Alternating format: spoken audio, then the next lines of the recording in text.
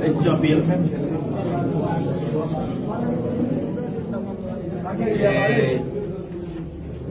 Maintenant, on connaît un peu de monde qui a un nouvel président. Le président désigné, Joseph Mécène Jean-Louis, supporte très bien. Le président désigné supporte très bien.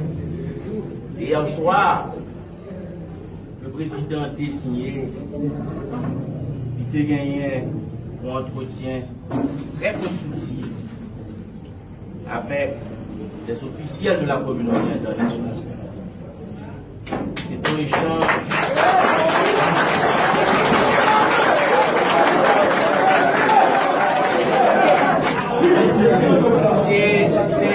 C'est une conversation qui a duré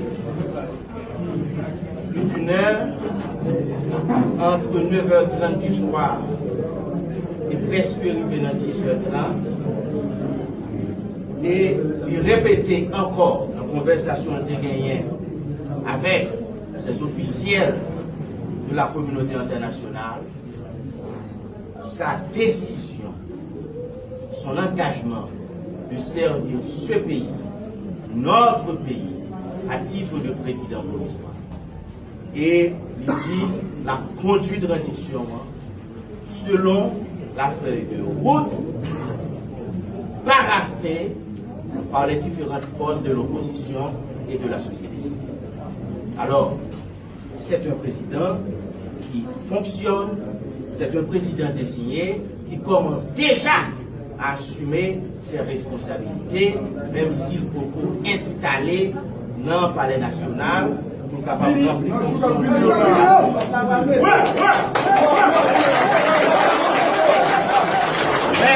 mais il a déjà commencé travail dans ce sens, il est prêt pour continuer à prendre responsabilité. Il demandait pour me saluer le pays ici en Bolivie, pour me débattre la population garantie qu'il ira jusqu'au bout dans cette bataille et que ce choix qu'il a fait, c'est un choix patriotique. Ce n'est pas un choix partisan, ce n'est pas un choix intéressé. Comme il l'a dit dans son discours, il accepte de servir son pays, notre pays, à titre de président provisoire de cette transition de rupture, parce que justement, ce sera une transition particulière, différente de toutes les autres transitions qu'on a eues dans le temps. Mes chers compatriotes, le pays nous a traversé une situation exceptionnellement difficile. 7 février 1986, après 29 ans de combat, le vaillant peuple haïtien de renverser la dictature des Duvalier. Ça fait 35 ans. Ça fait 35 ans et quelques jours. Et depuis le ça, c'est pour la première fois dans notre histoire, on se retrouve face à un président dont le mandat est arrivé à terme et qui refuse de quitter le pouvoir. C'est une situation exceptionnellement difficile et question fait mandat Jovenel Moïse là, ce n'est pas la parole de la société civile, ce n'est plus la parole de l'opposition, ce n'est plus la parole, la position de l'église catholique, de l'église protestante, ce n'est plus la parole des vaudouisants, mais il y a le pouvoir judiciaire, co-dépositaire de la souveraineté nationale, qui, dans une résolution en date du 6 février 2021, a constaté formellement la fin du mandat constitutionnel de Jovenel Moïse. Ça veut dire qu'il n'y a plus de débat sur cette affaire. Il n'y a plus de discussion sur cette affaire. Ce n'est plus une question d'argumentation pour ou contre. C'est une question définitivement tranchée par le pouvoir judiciaire, co-dépositaire de la souveraineté nationale. Je dis, tout l'autre pouvoir est censé dans une situation difficile. Le pouvoir exécutif est illégal, avec le Premier ministre qui n'avait pas reçu la bénédiction du Parlement. avec un président dont le mandat est arrivé à terme. Le pouvoir législatif de son côté est dysfonctionnel, il n'y a pas de chambre des députés, il y a seulement 10 sénateurs. Le pouvoir législatif est dysfonctionnel. Le seul pouvoir qui existe aujourd'hui et qui fonctionne en toute régularité, c'est le pouvoir judiciaire, co-dépositaire de la souveraineté nationale. Et c'est ce pouvoir qui, au nom de la Constitution, a constaté la fin du mandat constitutionnel de Jovenel. Pourquoi est-ce qu'on me dit non? Cette bataille, mes chers compatriotes, nous l'avons déjà gagnée. Les carottes sont cuites, nous pouvons manger le cerveau. D'accord? C'est fini. C'est-à-dire que son aide, Jovenel Moïse, qu'a fait rebelle par rapport à la loi. Hein? Mais ce n'est plus un chef d'État constitutionnel avec un mandat régulier. C'est un homme qui a choisi de s'approcher au pouvoir en dehors de la Constitution et des lois de la République. Maintenant, répression. Bon, évidemment, c'est la règle. Lorsqu'on a une situation comme ça, la répression devient l'arme de prédilection de ce pouvoir.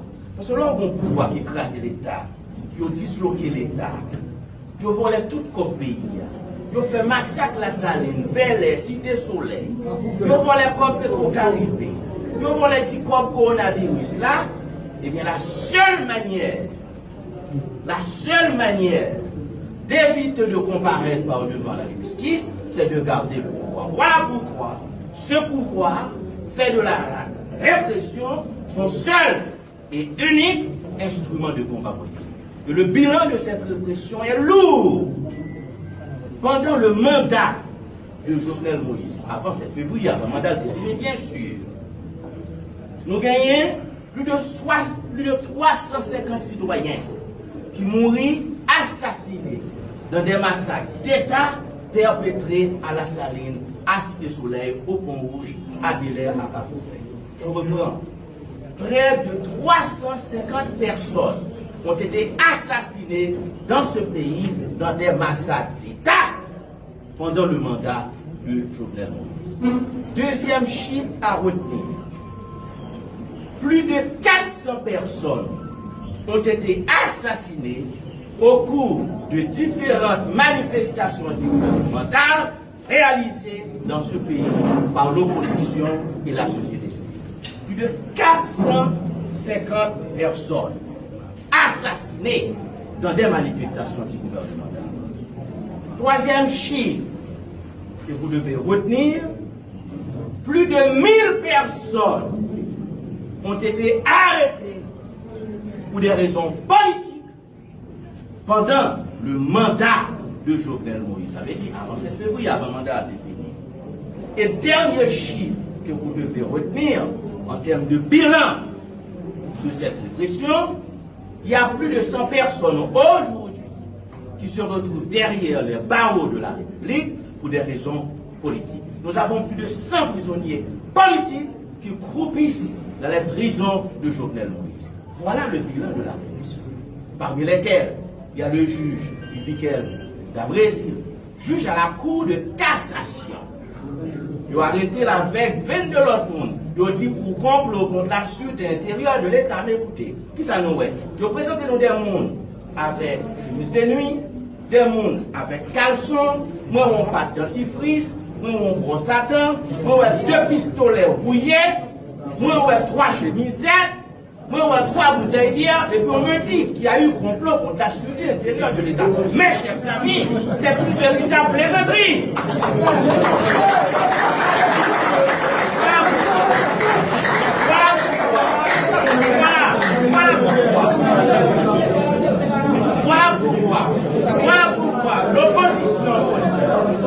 Voilà pourquoi l'opposition exige la libération du juge Ivikel d'Abrésil, la libération de tous les prisonniers politiques.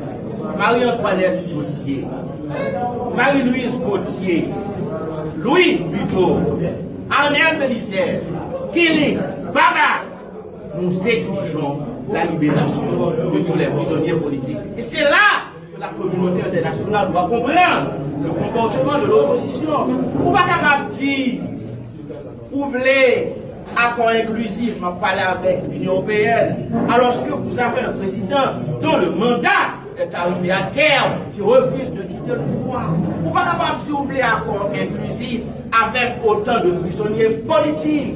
Ce n'est pas possible. Voilà pourquoi nous le redisons.